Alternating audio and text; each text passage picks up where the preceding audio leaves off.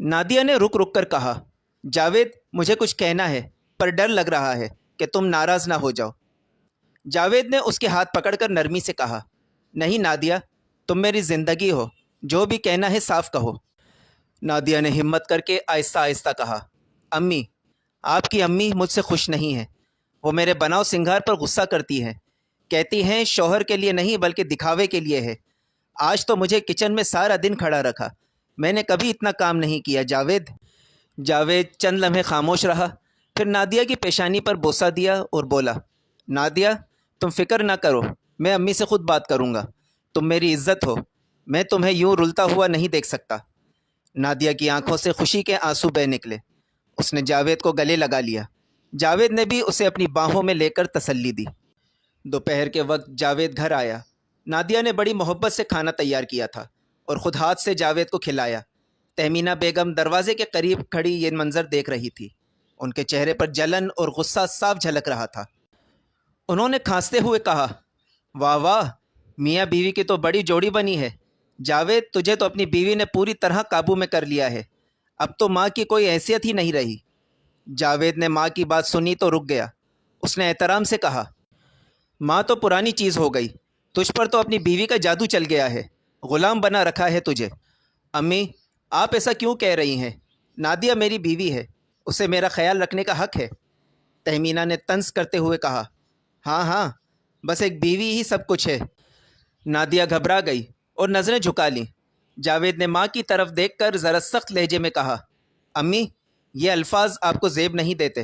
Nadia میری عزت ہے، میری خوشی ہے، اگر آپ اسے برا کہیں گی تو گویا مجھے برا کہیں گی۔ تہمینہ بھونچکی رہ گئی۔ جاوید نے مزید کہا، امی، میں آپ کی عزت کرتا ہوں، مگر یہ مت بھولیے کہ میری زندگی کی ساتھی نادیہ ہے، وہ اگر خوش رہے گی تو میں بھی خوش رہوں گا۔ نادیہ نے جاوید کی طرف رشک بھری نظروں سے دیکھا۔ آنکھوں میں آنسو تھے، مگر دل مطمئن تھا کہ اس کا شوہر اس کا دفاع کر رہا ہے۔ رات کے وقت جب جاوید سو چکا تھا، تہمینہ بیگم نے اپنے شوہر ابرار الحسن سے بات چھیڑی۔ تہمینہ نے غصے میں کہا، آپ کی بہو نے تو گھر کا سکون ہی برباد کر دیا ہے، دن رات سنگھار اور نخرے، اور جاوید تو بالکل اس کا غلام بن کر رہ گیا ہے۔ ابرار الحسن نے اخبار سے نظر اٹھائی اور پرسکون لہجے میں کہا، تہمینہ، یہ سب فضول باتیں ہیں، نادیہ ہماری بہو ہے، اسے خوش رہنے دو۔ جاوید کی زندگی میں پہلی بار سکون آیا ہے۔ تہمینہ نے تڑپ کر کہا، کیا؟ یعنی اب میں غلط ہوں، میں اپنی بہو کی سچائی نہ بتاؤں؟ ابرار الحسن نے ذرا سخت لہجے میں کہا، ہاں، تم بالکل غلط ہو۔ اپنی آنکھوں کا رنگ بدلنے سے پہلے یہ سوچو کہ تمہارا بیٹا کتنا خوش ہے۔ بڑے مشکلوں سے جاوید کا رشتہ ہوا ہے، لوگ تو اس کے قد کی وجہ سے رشتہ دینے کو تیار نہیں تھے۔ تمہاری اپنی سگی بہن تک نے اپنی بیٹی کا رشتہ دینے سے انکار کر دیا تھا۔ اب اگر وہ اپنی بیوی کے ساتھ خوش ہے تو تم کیوں بیچ میں زہر گھول رہی ہو؟ تہمینہ نے غصے سے کہا، واہ جی واہ، اب آپ کو بھی بہو کی زیادہ فکر ہے۔ ابرار الحسن نے اخبار میز پر پٹخا اور سخت لہجے میں کہا، ہاں، کیونکہ بہو کو برا بھلا کہہ کر تم اپنے بیٹے کو دکھی کر رہی ہو، یہ مت بھولو۔ جاوید ماں کی بد زبانی کے بوجھ تلے نہیں، اپنی بیوی کے پیار میں جینا چاہتا ہے، اسے سکون سے جینے دو۔ تہمینہ کا چہرہ غصے سے لال ہو گیا۔ وہ کمرے سے اٹھ کر باہر نکل گئیں۔ ابرار الحسن نے گہری سانس لی اور سر جھٹک دیا۔ نادیہ صبح سے ہی طبیعت میں عجیب سی کمزوری اور متلی محسوس کر رہی تھی، بار بار الٹیاں ہو رہی تھیں۔ جاوید گھبرا گیا اور اس کے پاس آیا۔ جاوید نے فکر مندی سے کہا، نادیہ، یہ تمہیں اچانک ہو کیا گیا ہے؟ تمہارا چہرہ بھی پیلا لگ رہا ہے، آؤ ابھی اسپتال چلتے ہیں۔ نادیہ نے آہستہ سے کہا، نہیں جاوید، شاید بس تھکن ہے۔ جاوید نے سختی سے کہا، نہیں نادیہ، میں مذاق نہیں کر رہا، تم میری جان ہو، مجھے سکون تب ملے گا جب ڈاکٹر چیک کرے گی۔ وہ فوراً نادیہ کو اسپتال لے گیا۔ ڈاکٹر نے چند ٹیسٹ کروانے کا کہا اور پرچی تھما دی۔ 2 دن بعد جاوید اور نادیہ رپورٹ لے کر ڈاکٹر کے پاس پہنچے۔ ڈاکٹر مسکرا کر بولی، مبارک ہو، آپ پریگننٹ ہیں۔ جاوید کی خوشی کا کوئی ٹھکانہ نہ رہا۔ اس نے بے ساختہ نادیہ کا ہاتھ پکڑ کر کہا، سچ میں نادیہ، تم نے مجھے دنیا کا سب سے خوش نصیب انسان بنا دیا ہے۔ نادیہ کی آنکھوں میں خوشی کے آنسو آ گئے۔ اس نے آہستہ سے کہا، جاوید، یہ سب تمہاری محبت کا نتیجہ ہے۔ گھر آ کر جاوید نے اپنی ماں کے قدموں میں بیٹھ کر کہا، امی، آپ کو بہت بڑی خوشخبری دینے آیا ہوں، نادیہ ماں بننے والی ہے۔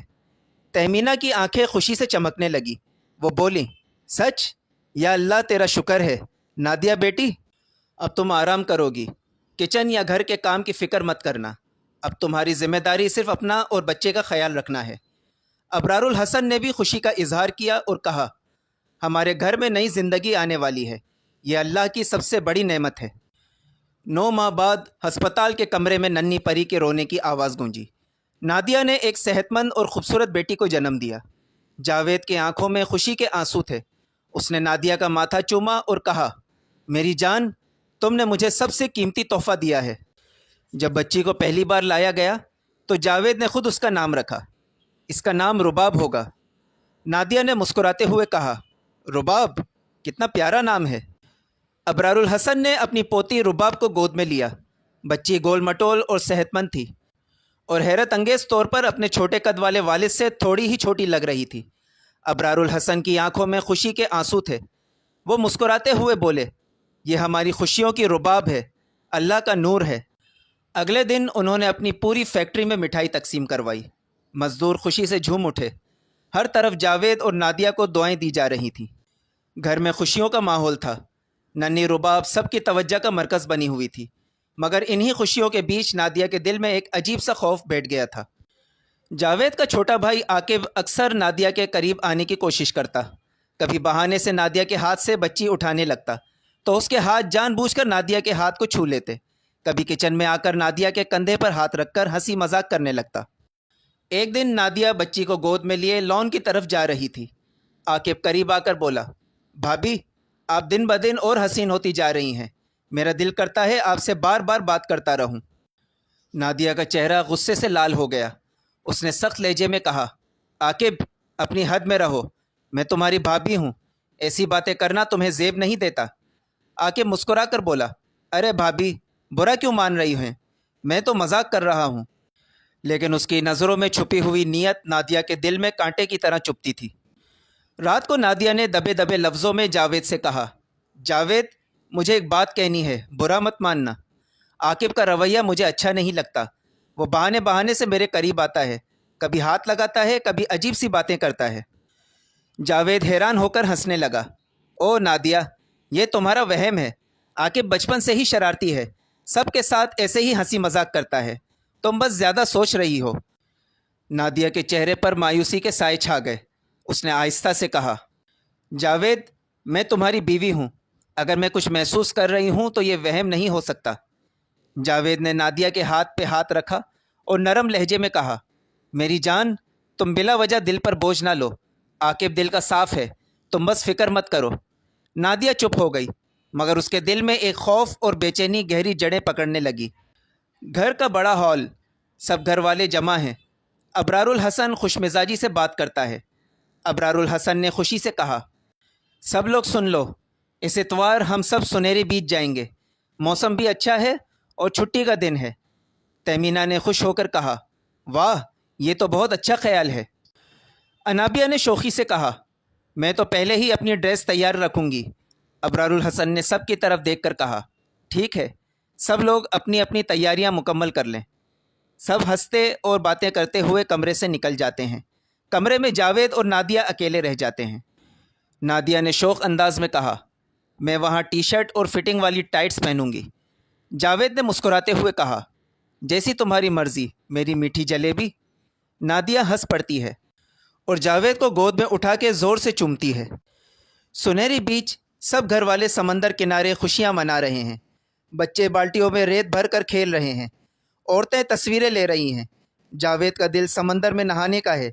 جاوید نے ضد کرتے ہوئے کہا، نادیہ، میں ذرا آگے جا کر نہاؤں نا، بہت دل چاہ رہا ہے۔ نادیہ نے پریشانی سے کہا، نہیں جاوید، لہریں بہت تیز ہیں، مجھے ڈر لگ رہا ہے، بس کنارے تک ہی رہنا۔ نادیہ آج فٹنگ والی ٹائٹس اور ٹی شرٹ میں بے حد پرکشش لگ رہی تھی۔ وہ کنارے کنارے پانی میں چل رہی تھی۔ آپ بھی ذرا اندر تک چلیں نا، آپ پر تو یہ ڈریس کمال لگ رہا ہے۔ نادیہ نے فوراً نظریں جھکا لیں اور دبی آواز میں کہا، نہیں عاقب، مجھے یہی اچھا لگ رہا ہے۔ عاقب نے نادیہ کی طرف بار بار گھرتے ہوئے کہا، بھابھی، پانی بڑا مزہ دے رہا ہے۔ عاقب ہنستے ہوئے بولا، ارے ڈرے مت، ہم سب ہیں نا ساتھ۔ اس کے لہجے میں ایک چھپی ہوئی بری نیت صاف جھلک رہی تھی۔ یہ بات صرف نادیہ ہی سمجھ رہی تھی۔ باقی گھر والے اپنی مستیوں میں مصروف تھے اور انہیں کچھ خبر نہ تھی۔ بینچ پر سب گھر والے خوشی خوشی کھیل رہے ہیں۔ کچھ ریت کے قلعے بنا رہے ہیں، کچھ لہروں کے ساتھ کھیل رہے ہیں۔ سورج ڈھلنے کو ہے اور سمندر کی لہریں زور شور سے شور مچا رہی ہیں۔ جاوید نے مسکرا کر کہا، نادیہ دیکھو نا، سب کتنا مزہ کر رہے ہیں، تم بھی تھوڑا ریلیکس ہو جاؤ۔ نادیہ نے آہستہ سے کہا، میں ریلیکس ہی ہوں جاوید، بس ذرا احتیاط اچھی لگتی ہے۔ عاقب موقع دیکھ کر آہستہ آہستہ نادیہ کے قریب آتا ہے۔ وہ پانی کے چھینٹے مارتے ہوئے ہنس رہا ہے، لیکن اس کی نظریں بار بار نادیہ کے جسم پر جم رہی ہیں۔ عاقب نے شوق انداز میں کہا، بھابھی آپ پر یہ ٹی شرٹ اور ٹائٹس غضب ڈھا رہی ہیں، لگتا ہے سمندر بھی آپ کو دیکھ کر شور مچا رہا ہے۔ نادیہ کے چہرے پر سختی آ جاتی ہے، لیکن وہ سب کے سامنے کچھ نہیں بولتی۔ نادیہ نے دبی آواز میں کہا، عاقب یہ باتیں مناسب نہیں ہیں۔ عاقب نے شرارت سے کہا، ارے بھابھی میں تو بس مذاق کر رہا ہوں، آپ تو برا ہی مان گئی۔ نادیہ پیچھے ہٹنے لگتی ہے اور جاوید کے قریب جا کھڑی ہوتی ہے۔ وہ دل ہی دل میں سوچتی ہے کہ اب جاوید کو ایک بار پھر یہ بات بتانی ہوگی، لیکن اسے ڈر ہے کہ کہیں جاوید اسے پھر وہم نہ کہہ دے۔ گھر سنسان ہے، سب گھر والے شاپنگ پر گئے ہوئے ہیں۔ نادیہ اپنے کمرے کے پلنگ پر لیٹی موبائل استعمال کر رہی ہے۔ کمرے کی خاموشی کو اچانک دروازہ کھلنے کی آواز توڑتی ہے۔ عاقب اندر داخل ہوتا ہے۔ نادیہ نے گھبرا کر کہا، تم یہاں کیوں آئے ہو؟ عاقب نے دروازہ بند کرتے ہوئے مدھم آواز میں کہا، بھابھی مجھے آپ سے پیار ہو گیا ہے، میں آپ کے بغیر نہیں رہ سکتا۔ نادیہ کا رنگ اڑ گیا۔ وہ غصے میں بولی، یہ کیا بدتمیزی ہے؟ تم اچھی طرح جانتے ہو میں تمہارے بڑے بھائی کی بیوی ہوں، تمہاری جرت کیسے ہوئی ایسی بات کرنے کی؟ عاقب نے ضدی لہجے میں کہا، میں کچھ نہیں جانتا بھابھی، دل کے آگے کوئی نہیں چل سکتا۔ یہ کہتے ہی وہ اچانک نادیہ پر جھپٹ پڑتا ہے اور اسے زبردستی چومنے لگتا ہے۔ نادیہ بری طرح جھٹپٹاتی ہے، چھوڑو مجھے عاقب، باز آ جاؤ۔ لیکن عاقب کے طاقتور ہاتھوں سے وہ نکل نہیں پاتی۔ نادیہ کی نظر قریب پڑے گلدان پر پڑتی ہے۔ وہ پوری قوت سے گلدان اٹھا کر عاقب کے سر پر دے مارتی ہے۔ عاقب کی پیشانی سے خون بہنے لگتا ہے اور وہ کراتے ہوئے پیچھے ہٹ جاتا ہے۔ نادیہ فوراً رباب کو گود میں اٹھاتی ہے اور کمرے سے باہر بھاگ نکلتی ہے۔ اتنے میں مرکزی دروازہ کھلتا ہے اور جاوید اپنے والد ابرار الحسن کے ساتھ اندر آتا ہے۔ وہ نادیہ کے پھٹے ہوئے کپڑے اور سہمی ہوئی حالت دیکھتے ہیں اور پھر خون میں لت پت عاقب کو دیکھتے ہیں۔ دونوں پل بھر میں سب کچھ سمجھ جاتے ہیں۔ ابرار الحسن آگ بگولا ہو کر عاقب پر جھپٹ پڑتا ہے۔ کمینے، اپنی بھابھی پر نظر ڈالی ہے، ذلیل انسان! وہ عاقب کو تھپڑوں اور لاتوں سے مارتا ہے۔ عاقب بچنے کی کوشش کرتا ہے مگر مار کھاتا رہتا ہے۔ ابرار نادیہ کے سامنے ہاتھ جوڑ کر کہتا ہے، بیٹی مجھے معاف کر دو، ہماری عزت تمہاری وجہ سے ہے، یہ بات گھر سے باہر نہ نکلے ورنہ ہم کسی کو منہ دکھانے کے قابل نہ رہیں گے۔ نادیہ نم آنکھوں سے سر ہلا کر کہتی ہے، ابو جی آپ فکر نہ کریں، میں کسی کو کچھ نہیں کہوں گی۔ جاوید نے سخت لہجے میں کہا، ابو اب یہ عاقب اس گھر میں نہیں رہے گا، اگر یہ یہاں رہا تو میں اپنی بیوی اور بچی کو لے کر ہمیشہ کے لیے یہاں سے چلا جاؤں گا۔ ابرار نے گہری سانس لی اور کہا، جاوید بیٹا تم سچے ہو، تم میرا فخر ہو، اور یہ نالائق عاقب، اسے آج ہی گھر سے نکال دیتا ہوں۔ عاقب شرمندگی کے بجائے نفرت بھری نظروں سے سب کو دیکھتا ہے لیکن خاموش رہتا ہے۔ 10 سال بیت چکے ہیں۔ نادیہ اب 30 سال کی ہو چکی ہے اور جاوید 44 سال کا۔ دونوں کی زندگی سکون اور خوشیوں میں گزر رہی ہے۔ نادیہ کے چہرے پر ماں بننے کا وقار اور سنجیدگی ہے، جبکہ جاوید اب بھی اپنی بیوی کے بغیر لمحہ گزارنے کا تصور نہیں کرتا۔ تہمینہ کو 7 برس پہلے کینسر ہوا تھا اور وہ اسی بیماری کی وجہ سے دنیا سے رخصت ہو چکی ہے۔ اس کے بعد گھر کا ماحول کافی پرسکون ہو گیا ہے۔ اب نادیہ اور جاوید کے 3 بچے ہیں۔ 10 سالہ رباب جو اپنے باپ سے کافی لمبی ہے اور اپنی ماں کے کندھے تک پہنچ چکی ہے۔ سب کہتے ہیں کہ آگے چل کر وہ اپنی ماں سے بھی اونچی ہوگی۔ 7 سالہ فریحہ نہایت شوخ اور شرارتی، اپنے والد جاوید کے ساتھ خاص لگاؤ رکھتی ہے۔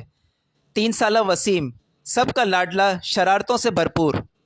ایک شام کا منظر، نادیہ صوفے پر بیٹھی ہے، رباب اس کے برابر کھڑی ہے۔ نادیہ حیران ہو کر اپنی بیٹی کو دیکھتی ہے۔ نادیہ مسکرا کر کہتی ہے، رباب بیٹا دیکھو تم تو ماں کے کندھے تک پہنچ گئی ہو، लगता है जल्द ही मुझे पीछे छोड़ दोगी। रुबाब हंस कर बोली, अम्मी आप फ़िक्र ना करें, आप छोटी रहेंगी और मैं बड़ी हो जाऊंगी। जावेद भी साथ बैठा है, वो अपनी बेटियों और बेटे को देखकर खुशी से झूम उठता है। जावेद ने कहा, मेरी जानू, देखो तुम तीनों अपने अब्बा से कद में बड़े हो गए हो। लगता है अब मुझे अपने ही घर में सब छोटा कहना शुरू कर देंगे। फरीहा शरारत से हंसती है और बोलती है, अब्बू आप तो बिल्कुल छोटे से हो, आप तो हमारे वसीम भाई से भी छोटे लगते हो। वसीम तालियां बजाकर मासूमियत से हंसता है। नादिया जावेद की तरफ देखते हुए मोहब्बत से कहती है, जावेद तुम्हें याद है जब हमारी शादी वाले दिन रुखसती के वक्त मैं तुम्हारे साथ खड़ी हुई तो लोग कितना हंस रहे थे, दूल्हा इतना छोटा और दुल्हन इतनी लंबी। जावेद ने नादिया का हाथ पकड़कर कहा, हाँ नादिया, लेकिन मुझे इस सब से कोई फ़र्क नहीं पड़ता। मेरे लिए सबसे बड़ी खुशी ये है कि तुम और बच्चे मेरे साथ हो। यही मेरी ज़िंदगी की सबसे बड़ी दौलत है। अबरारुल हसन भी पास बैठे हैं। वो अपनी पोतियों और पोते को देखकर बहुत खुश हैं। अबरार मुस्कुराते हुए कहते हैं, मेरी बहू ने मेरा घर जन्नत बना दिया है। अल्लाह तुम सबको सलामत रखे।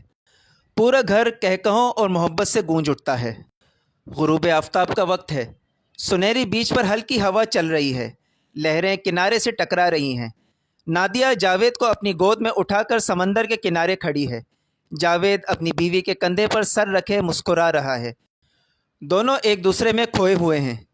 दूसरी तरफ रुबाब, फरीहा और वसीम रेत से खेल रहे हैं और खुशी से कहकहे लगा रहे हैं।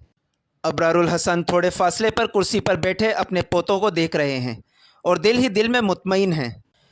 जावेद ने धीरे से कहा, नादिया काश तुम मुझे पहले मिल जाती। मेरी ज़िंदगी के वो सब साल जो तन्हाई और गम में गुजरे, शायद वो सब खुशियों से भर जाते। नादिया ने मुस्कुराकर जावेद के माथे को चूमते हुए कहा, पता है जावेद, जब तुम्हारा रिश्ता मेरे लिए आया था तो मैंने कितना हंगामा मचाया था।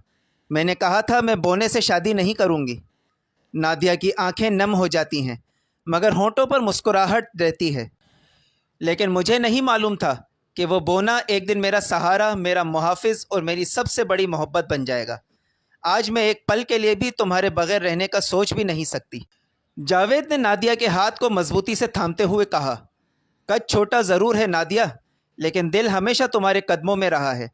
तुम मेरी इज़्ज़त हो, मेरा गुरूर हो। नादिया ने आहिस्ता आवाज़ में कहा, जावेद तुमने मुझे वो मकाम दिया जो मेरी बहनों को भी नहीं मिला। हालांकि उनके शौहर सब नॉर्मल कद के हैं, लेकिन कभी उन्हें इज़्ज़त ना दे सके, मगर तुम, छोटे कद के बावजूद तुमने मेरे दिल जीत लिया। जावेद की आंखों में चमक आ जाती है। वो नादिया के गाल को सहलाता है। जावेद बोला, नादिया तुम मेरी ज़िंदगी का सबसे कीमती तोहफ़ा हो और ये तीनों मासूम जो हमारे पास हैं, ये हमारे इश्क की सबसे बड़ी दलील हैं। इस दौरान रुबाब भागती हुई माँ बाप के पास आती है और कहती है, अम्मी अब्बू आप दोनों हमें भूल गए क्या? देखें वसीम ने रेत का किला बनाया है। सब हंस पड़ते हैं। फरीहा और वसीम भी भागते हुए आ जाते हैं और अपने माँ बाप के साथ लिपट जाते हैं। नादिया जावेद को गोद में उठाए खड़ी है और बच्चे सब उसके गर्द जमा हैं। अबरारुल हसन दूर बैठे ये मंज़र देखकर आसमान की तरफ देखते हैं और आहिस्ता से दुआ करते हैं, या अल्लाह मेरी औलाद और पोते पोतियों को हमेशा सलामत रखना, ये खुशियाँ कभी ना छिने। धीरे धीरे शाम का अंधेरा फैलने लगता है। समंदर की लहरें शोर मचाती हैं और इन लहरों के बीच नादिया, जावेद और उनके बच्चे कहकहे लगाते हैं। ये कहकहा फ़िज़ा में गूंजते रहते हैं। अगर वीडियो पसंद आई हो तो लाइक करें, कमेंट करें और शेयर करें और पास में दिए गए बेल आइकन को प्रेस करें ताकि मेरी आइंदा आने वाली वीडियोस का नोटिफिकेशंस आप तक पहुंचती रहे। शुक्रिया। अल्लाह निगहबान।